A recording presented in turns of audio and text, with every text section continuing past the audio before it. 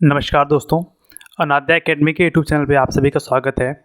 और हमने एक एनआईएस पेडागोजी की सीरीज़ शुरू की थी जिसकी हमारी यह 7वीं क्लास है।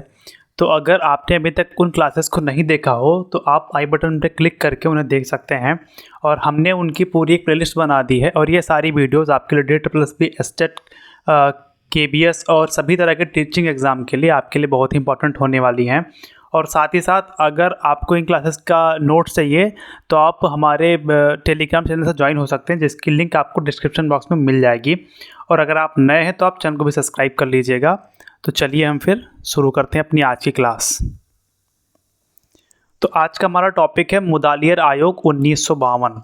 तो ये हमारे डॉक्टर लक्ष्मण स्वामी मुदालियर जी हैं, ठीक है, जिनकी आप फ़ोटो देख रहे हैं। और ये जो मुदालियर आयोग आया था ये 1952 में आया था। तो इसके बारे में हम अगर बात करें तो मुदालियर आयोग वास्तव में माध्यमिक शिक्षा आयोग था जिसका गठन भारत सरकार ने सन 1952 में किया। डॉक्टर लक्ष्मण स्वामी मुदालियर इस आयोग के अध्यक्ष थे।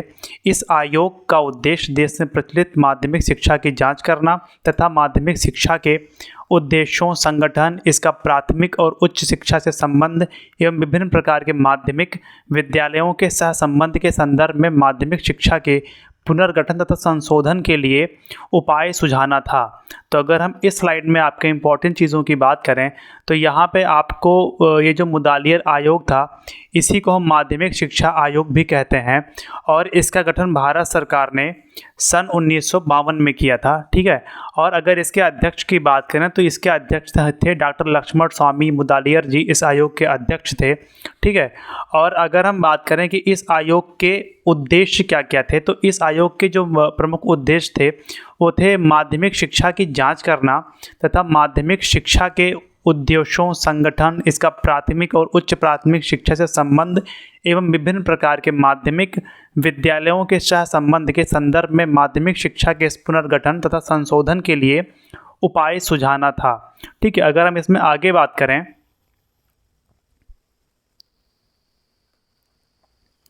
तो आगे इसमें मुदालियर आयोग ने अध्यापकों की समस्याओं तथा अध्यापक शिक्षा के कार्यक्रमों का विश्लेषण भी किया और संस्तुति की कि अध्यापक शिक्षा की 2 प्रकार की संस्थाएं होनी चाहिए। इसमें जो मुदालियर आयोग ने बात की थी कि अध्यापक शिक्षा जो है, अध्यापक शिक्षा की 2 प्रकार की संस्थाएं होनी चाहिए जो यहाँ पे नीचे आपको दी गई हैं कि एक अलग बोर्ड के अधीन प्राथमिक अध्यापक प्रशिक्षण संस्थाएं जिनका उद्देश्य उन सभी अभ्यर्थियों को प्रशिक्षित करना था जिन्होंने एसएलसी, मैट्रिकुलेशन या हायर सेकेंडरी कक्षा उत्तीर्ण की हो। यह कार्यक्रम 2 वर्ष का होगा। यहाँ पे जो प्राथमिक कक्षा के लिए जो अध्यापक बनना चाहते थे उनके प्रशिक्षण की बात की गई थी कि जिन्होंने भी एसएलसी या मैट्रिकुलेशन या हायर सेकेंडरी की कक्षा उत्तीर्ण कर ली हो उनके लिए एक 2 वर्ष का कार्यक्रम तैयार किया जाए और यहाँ पे प्राथमिक अध्यापकों को शिक्षित किया जाए और इसके लिए एक अलग बोर्ड की व्यवस्था की जाए। और यहाँ पे जो दूसरा बात किया गया था वो था माध्यमिक अध्यापक प्रशिक्षण संस्थाएं जो विश्वविद्यालयों से मान्यता प्राप्त तथा संबद्ध होंगी और जिनका उद्देश्य स्नातकों को 1 साल की अवधि के लिए प्रशिक्षित करना था। और जो दूसरे अध्यापक थे जो माध्यमिक में अध्यापक होंगे उनके लिए यहाँ पे विश्वविद्यालयों से मान्यता प्राप्त संबद्ध जो भी विद्यालय होंगे और इन विश्वविद्यालयों से संबद्ध विद्यालयों में जो प्रशिक्षण दिया जाएगा वो प्रशिक्षण जो लोग स्नातक होंगे जिन्होंने अपनी एक स्नातक पूर्ण कर लिया हो उन सभी को 1 साल की अवधि के लिए माध्यमिक शिक्षक के रूप में यहाँ पे प्रशिक्षण दिया जाएगा। तो यहाँ पे 2 संस्थाएं होंगी। पहली संस्था होगी जो प्राथमिक अध्यापक को प्रशिक्षण देंगी और दूसरी संस्थाएं होंगी जो माध्यमिक अध्यापक को प्रशिक्षण देंगी, ठीक है। अब इसमें अगर हम आगे बात करें तो आगे हमारा है कि अध्यापक प्रशिक्षार्थियों से अपेक्षा थी कि वह एक या एक से अधिक पाठ्यक्रमेतर क्रियाकलाप में प्रशिक्षण प्राप्त करेंगे। प्रशिक्षण महाविद्यालयों से भी अपेक्षित था कि वे अपने सामान्य कार्य के रूप में रिफ्रेशर पाठ्यक्रमों, विशेष विषयों में लघु गहन पाठ्यक्रमों, वर्कशॉप के द्वारा प्रायोगिक प्रशिक्षणों तथा व्यावसायिक सांस्कृतिक कॉन्फ्रेंसों का आयोजन करेंगे। यह भी अपेक्षा थी कि प्रशिक्षण महाविद्यालय शिक्षण शास्त्र के प्रत्येक महत्वपूर्ण पक्षों पर शोध कार्य भी करेंगे और इसके लिए प्रत्येक महाविद्यालय के साथ एक प्रायोगिक विद्यालय जोड़ा जाएगा।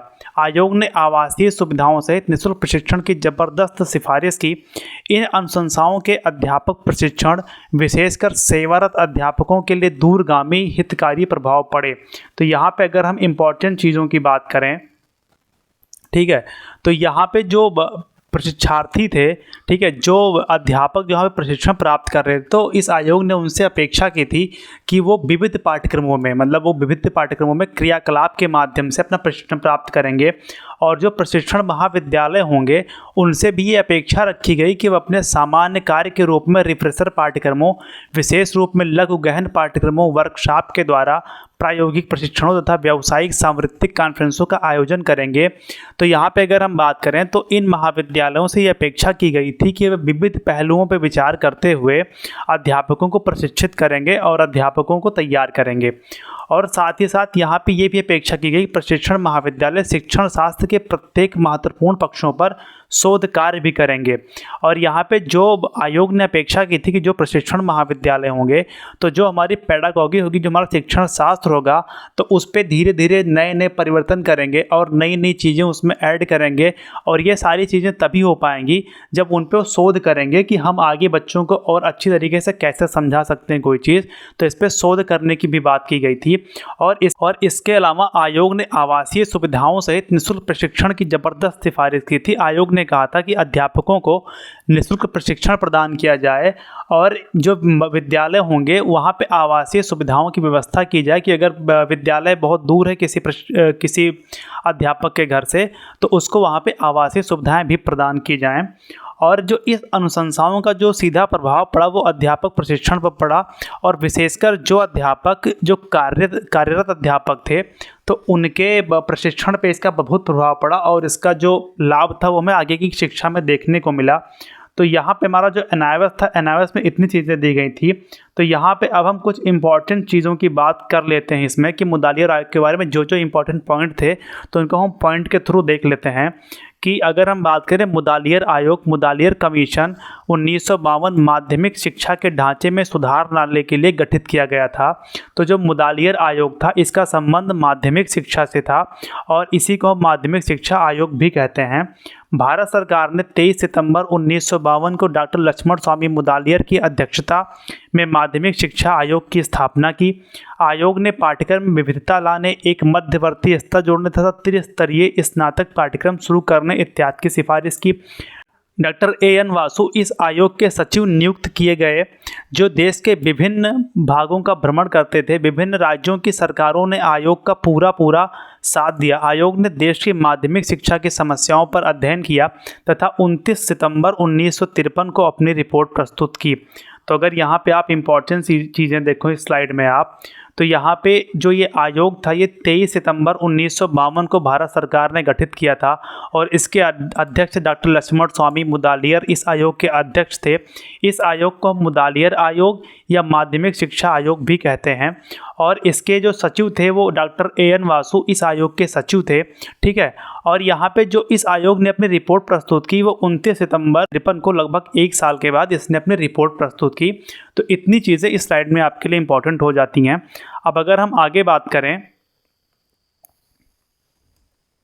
तो मुदालियर आयोग के उद्देश्य, अगर इसके हम उद्देश्यों की बात कर लें तो भारत में तत्कालीन माध्यमिक शिक्षा की स्थिति का अध्ययन कर उसके संबंध में सुझाव देना, आदर्श नागरिक तैयार करना, मानवीय गुणों का विकास करना, प्रजातंत्रीय नागरिकता का विकास करना, बच्चों को व्यावसायिक ज्ञान होना चाहिए या ज्ञान प्रदान करने के लिए, बालकों के व्यक्तित्व के विकास के सभी संभावनाओं पर विचार करके उनके अनुसार कार्य करना तथा उसे एक अच्छे नागरिक बनाने का प्रशिक्षण दिया जाना चाहिए, ठीक है। ये इस आयोग के कुछ उद्देश्य थे जिसके लिए आयोग ये बनाया गया था।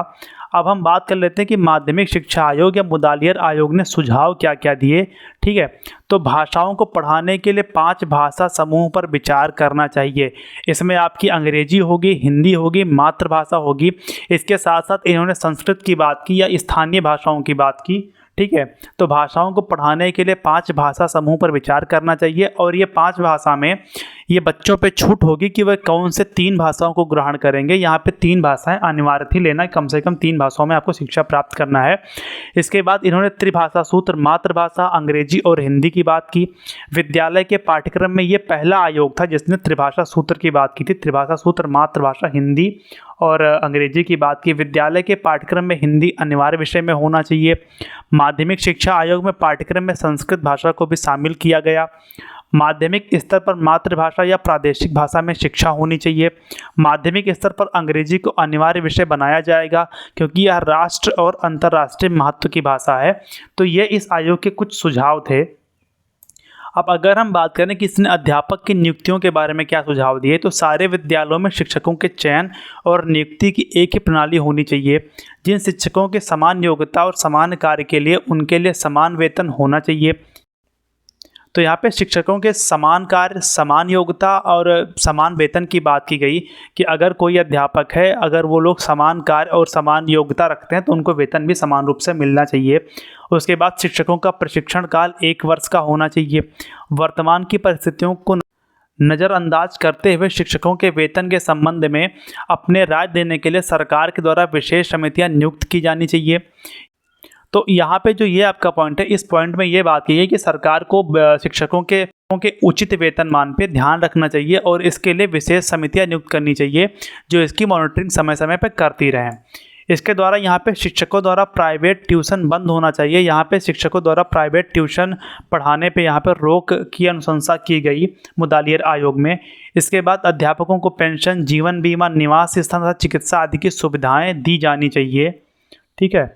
प्रत्येक प्रांत में प्रांतीय शिक्षा सलाह बोर्ड की स्थापना की जाएगी जो समय समय पर प्रांतीय शिक्षा की व्यवस्था के संबंध में अपने सुझाव दें। प्रांतों में माध्यमिक शिक्षा बोर्ड का गठन किया जाएगा। राज्य तथा केंद्र सरकार के सहयोग से ही कार्य चलाना चाहिए। व्यावसायिक शिक्षा के विकास के लिए बोर्ड ऑफ वोकेशनल एजुकेशन का निर्माण होगा जिसमें संबंधित मंत्रालयों के चुने हुए प्रतिनिधि होंगे। तो अगर आप बात करें तो जो मुदालियर आयोग था इसने अनुशंसा की, प्रांतीय शिक्षा सलाह बोर्ड की स्थापना की और माध्यमिक शिक्षा बोर्ड के गठन की मुदालियर आयोग ने अनुशंसा की और यहाँ पे बोर्ड ऑफ वोकेशनल एजुकेशन की भी इसने अनुशंसा की। तो ये इसमें ये कुछ हमारी इंपॉर्टेंट चीज़ें हो जाती हैं। तो ये था हमारा मुदालियर आयोग भी हमने कंप्लीट कर लिया है। ठीक है। तो दोस्तों उम्मीद करता हूँ वीडियो आपको पसंद आई होगी। तो अगर वीडियो आपको पसंद आती है और कंटेंट आपको अच्छा लगता है तो आप चैनल को सब्सक्राइब भी कर लीजिएगा और वीडियो को आप लाइक भी करिएगा। धन्यवाद।